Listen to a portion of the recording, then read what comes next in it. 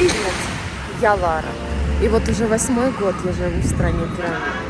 Я стараюсь в своем блоге показывать не только топовые туристические места, а также такие уголки, куда не часто заглядывает массовый турист. Сегодня я приглашаю вас провести выходные в замечательном городе, северной столице Египта, в Александрии.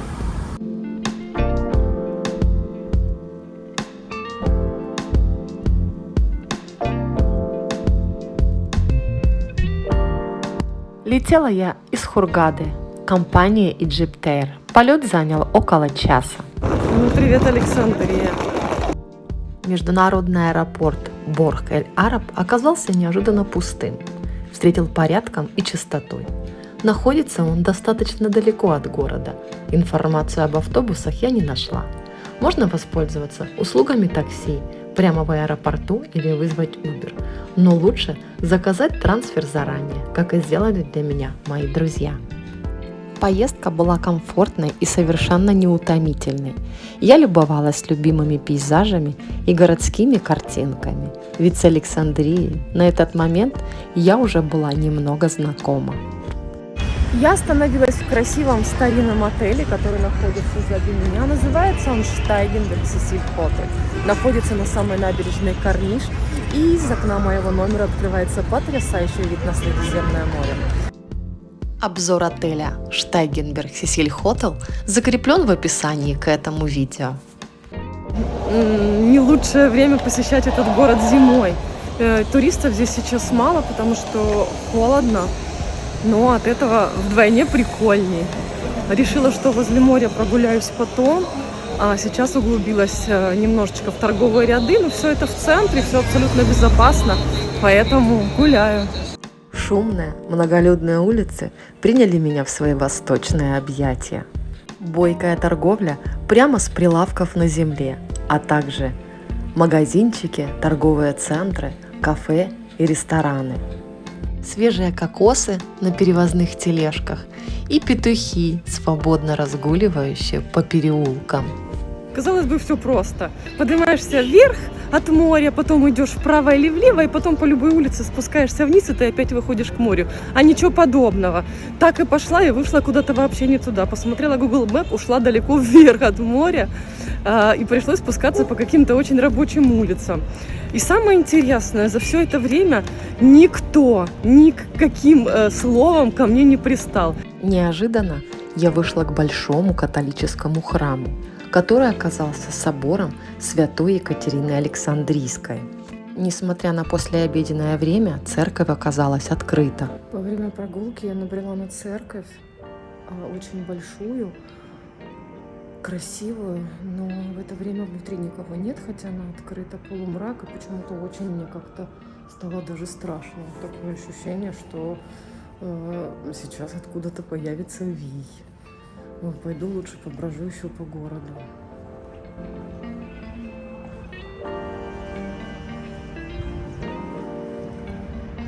Фух. В итоге я вышла к морю и с удовольствием прогулялась по длинной и красивой набережной Корниш. У меня включен только завтрак. Я приехала после обеда и думаю, что пора бы поискать себе какую-то местную еду. Но я-то в этих делах опытная, думаю, для меня это труда никакого не составит. Из большого количества ресторанчиков я решила остановиться на уже знакомом заведении с названием ГАД. Это сеть ресторанов, которые можно встретить в любом египетском городе. В меню вы найдете большой выбор традиционных местных блюд. Решила я сегодня купить себе проверенный гад, но без всякой курицы и мяса. Возьму себе хлеб с сыром, в ожидании каких-либо последствий. И съем это у себя в номере с прекрасным видом на море, потому что никакой ресторан не имеет такого вида на море, как мой номер в отеле. Вечер прошел восхитительно. Я, хлеб с сыром, бутылочкой пива и потрясающий вид на вечернюю набережную. Утренняя панорама с балкона моего номера не менее прекрасна. Тем более с погодой в этот день повезло. Ясно и солнечно. А значит, самое время отправиться на прогулку. Я прошлась вдоль моря и вышла к одной из главных достопримечательностей северной столицы. Если вам удалось добраться до Александрии, непременно посетите крепость Кайт-Бэй. Это уникальное фортифицированное сооружение, которое построено на месте одного из древних чудес света – Фаросского маяка. Прогуляться вокруг крепости можно совершенно бесплатно. Для входа на территорию необходимо купить билет. В крепости Кайт-Бэй я была в сентябре 2019. Пожалуй, сегодня я туда не пойду, но небольшой обзор вы можете найти у меня на YouTube-канале. Вход для иностранцев стоит 60 египетских фунтов, для египтян 30. Но место непременно нужно посетить, если вы в этом городе. Людей в это время года мало, но все же посетители были. Несмотря на то, что в Александрии зимой достаточно холодно и дождливо, это очень удачное время для посещения достопримечательностей. В сентябре здесь невозможно было протолкнуться, было огромное количество людей, несмотря на то, что это было уже пандемийное время. Сегодня тишина, покой и практически никого, а это большой бонус для посещения достопримечательностей. Обратно я тоже решила пройтись, хотя у меня и была возможность прокатиться на необычном транспорте. В Александрии, так же как в Луксоре и Асуане, вы можете покататься на лошадке, вернее на карете, запряженной лошадкой. Вдоль длинной набережной Корниш. Это, конечно, замечательно. Кроме карет, запряженных лошадьми, по городу снуют желто-черные такси. Во всех городах Египта этот вид транспорта отличается по цвету. Александрия не похожа ни на один египетский город. Здесь смешался микс различных культур, архитектурных тенденций. И все это приправлено невероятным восточным ароматом и колоритом.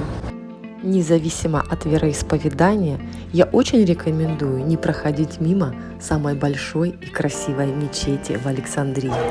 Кстати, по дороге из Кайт-Бэй, если вы будете идти по набережной Корниш, непременно загляните в самую красивую мечеть Александрии. Сегодня пятница, идет молитва. Тем не менее, на территории я побыла, и сейчас вам это покажу. Мечеть Эль-Мурси Абуль-Аббаса была построена в 1307 году. Она поражает величием, а ажурными кружевами арабских арабесок можно любоваться бесконечно. Минареты светло-песочного цвета на фоне голубого неба смотрятся как картинки к сказке о Шахерезаде. В эту встречу Александрия подарила мне много сказочных эмоций, как, впрочем, и все предыдущие визиты в прекрасную северную столицу страны пирамид. В ряд понад морем вытянулись стройной вереницей отели разного уровня. Винсдор Пэлас Хотел, Штайгенберг Сиси Хотел и много-много других. С каждого из этих отелей открывается потрясающий вид, независимо от того, бюджетный он или более элитного класса. Я выбрала отель с отличной локацией, вполне приличным сервисом и потрясающими видами на Александрию. С балкона моего номера замечательный вид открывается на крепость Кайт-Бэй, хотя она и вдали. Не согласитесь, что это красиво. Из окна автомобиля Александрия и набережная Корниш выглядят особенно прекрасно. Просторно, много света и нескончаемое море. Ну а чтобы описать вид, который открывается с верхних этажей одного из лучших отелей города Four Seasons, трудно подобрать какие-либо слова. На территории элитного комплекса находятся рестораны, где могут насладиться блюдами разных стран не только гости Four Seasons, а также все желающие. Мы ужинали в ресторане национальной кухни «Библос», и, честно говоря, от заведения такого уровня и с совершенно неприличными ценами я ожидала большего. Сервис оказался вялым, в помещении было холодно, а людей очень мало.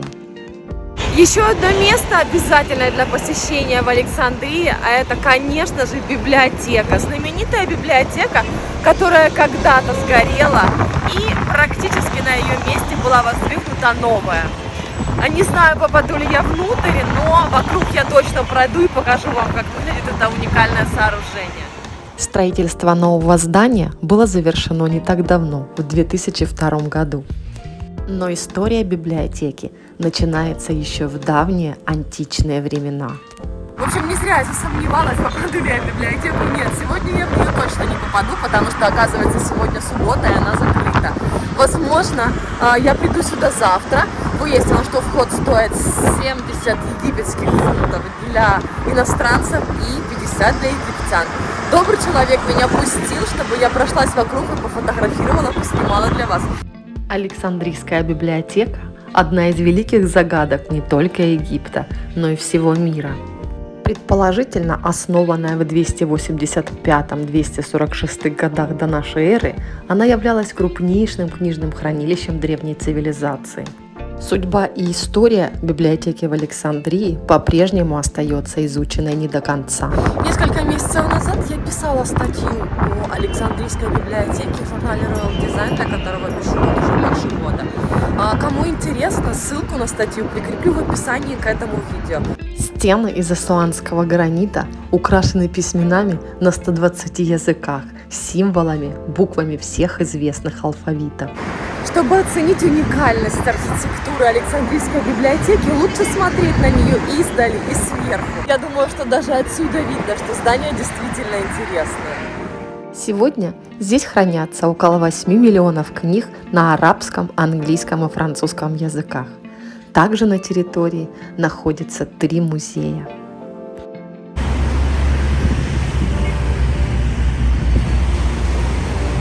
А вот еще одна достопримечательность северной столицы – красивенное Средиземное море. Но и это далеко не все, что можно посетить в Александрии. Королевское имение Эль-Муантаза с поистине роскошным парком и дворцом, где любили отдыхать монархи страны пирамид, загадочные катакомбы, старинные улицы с особой атмосферой, элитный район Маамура, а также современные торговые центры, оперный театр, кафе и рестораны на любой вкус. Но это уже совсем другая история, которую я расскажу в следующий раз. Уверена, впереди у меня еще много встреч с этим удивительным городом.